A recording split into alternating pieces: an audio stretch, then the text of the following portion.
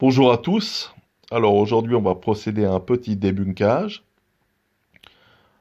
En ce 26 avril 2020, la RTS a choisi d'ouvrir son journal télévisé avec un sujet sur la pauvreté induite par la crise du coronavirus.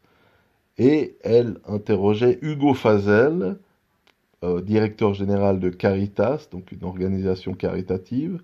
Donc ce monsieur est également un politicien du Parti chrétien social. On va écouter certains de ses propos qui sont parfois assez discutables.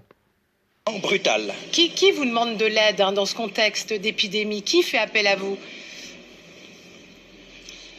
Il y a toutes différentes situations. Par exemple, il y a les femmes qui ont travaillé dans un ménage et qui ont fait le nettoyage.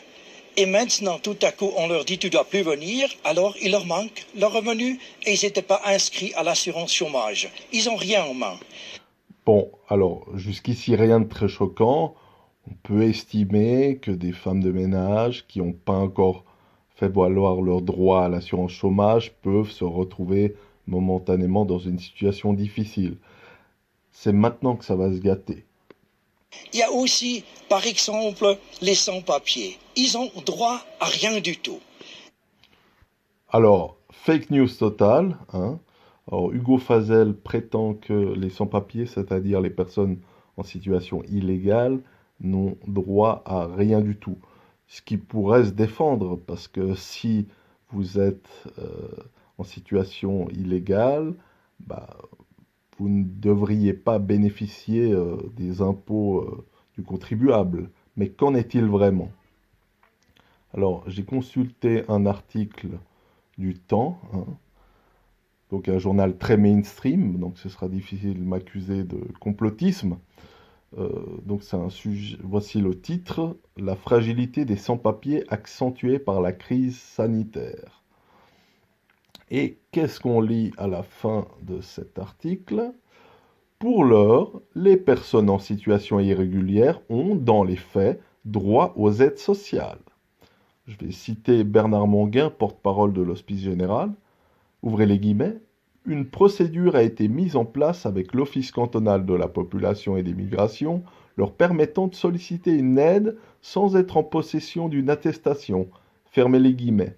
Or, le Temps rajoute, seulement le recours à l'aide sociale n'est pas dénué de conséquences, cela pourra leur être reproché par la suite et entraîner un refus de régularisation. Ah ben, ma foi, c'est le jeu, si on triche, il faut s'attendre un peu à ça. Donc revenons à Hugo Fazel. Il y a même des choses qui sont vraiment choquantes.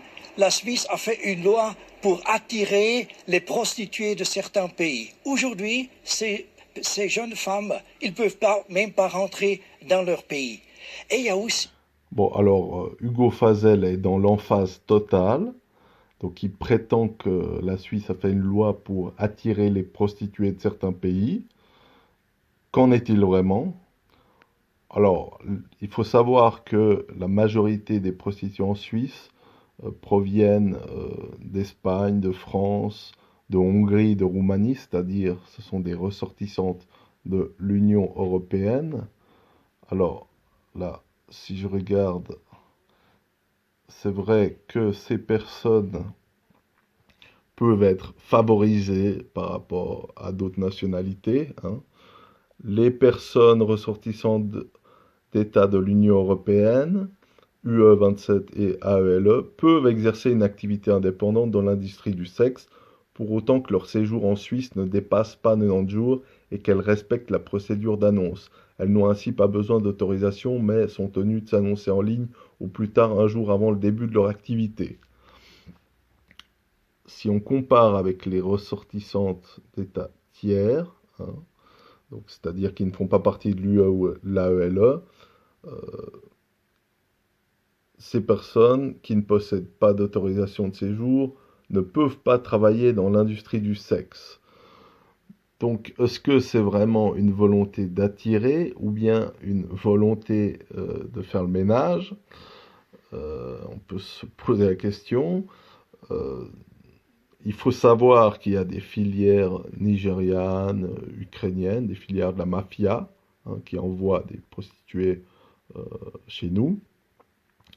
Et avec cette loi qui autorise, sous certaines conditions, uniquement les ressortissants de l'Union européenne ou de la ELE, on peut mieux lutter contre ces filières qui viennent d'ailleurs, hein. Donc Hugo Fazel me semble totalement dans l'emphase et c'est assez inquiétant que ce genre de personnage peu crédible soit invité à la RTS.